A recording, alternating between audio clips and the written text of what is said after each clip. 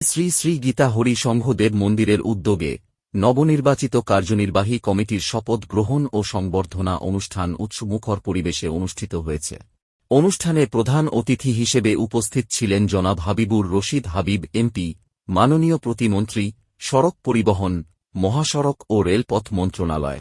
তাই আজকে যারা নির্বাচিত হয়েছেন তাদেরকে বলবো, আপনারা এই মন্দিরের প্রতিটি যারা শুভাকাঙ্ক্ষী রয়েছেন, এই ভক্ত রয়েছেন, এই মন্দিরকে যারা নিয়ে যারা বিভিন্ন মন্দির পূজা অঞ্চলে কাজ করে তাদেরকে আপনারা সর্বোচ্চ সুযোগ সুবিধা নিশ্চিত করার জন্য আপনারা কাজ করবেন। আর আমরা আপনাদের সেই সুযোগ সুবিধা নিশ্চিত করার জন্য আপনাদের পাশে থেকে আপনাদের সহযোগী হিসাবে আপনাদের পাশে থাকবো।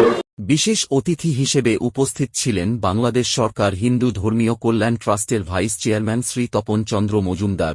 আমাদের এই কমিউনিটি বিগত নির্বাচনে যে ভূমিকা রেখেছেন আমি অভূতপূর্ব। আমরা সব জায়গায় গিয়েছি, এমন কোনো মন্দির মঠ নাই যেখান থেকে আমরা পজিটিভ রেসপন্স পাইনি। আপনাদেরকে ধন্যবাদ এবং কৃতজ্ঞতা জানাচ্ছি। এটা আমাদের মাননীয় মন্ত্রী উনি নিশ্চয়ই রিকগনাইজ করেছেন।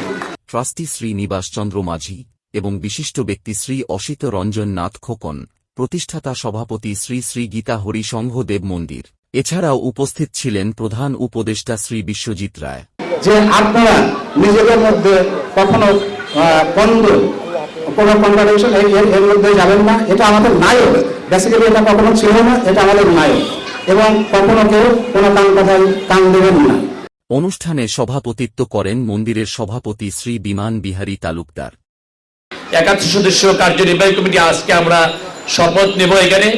এরপরে আগামী 2 বছরের জন্য আমরা এই মন্দির পরিচালনা করব।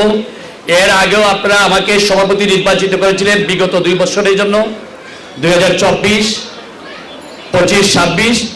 এই 2 বছর দায়িত্বকালে আমাদের সফলতা ব্যর্থতা সবই ছিল। আবার আপনারা আমাদেরকে দায়িত্ব দিয়েছেন।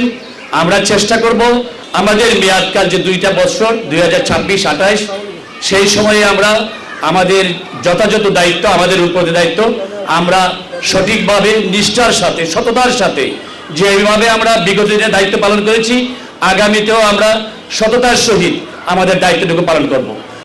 শুভেচ্ছা বক্তব্য রাখেন সাধারণ সম্পাদক শ্রী নারায়ণ চন্দ্র ভৌমিক।